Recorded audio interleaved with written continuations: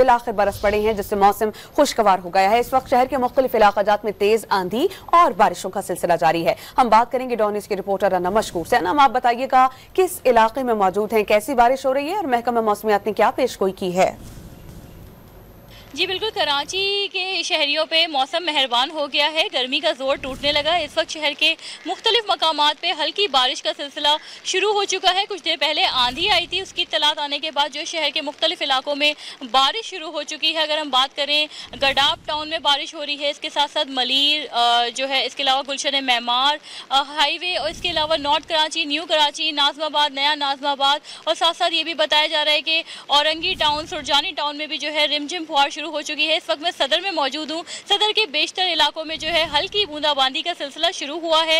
हमारी महकमे मौसमियात से ही बात की, उनका ये कहना था कि आज शहर का दर्जे हरारत 35 डिग्री सेंटीग्रेड है, कमी आई है दर्जे हरारत में। कहा यही जा रहा है कि बारिशों का सिलसिला जो ये शुरू हुआ है, इससे जो है मौसम में जो है दर्जे हरारत में उसमें काफ़ी कमी आएगी।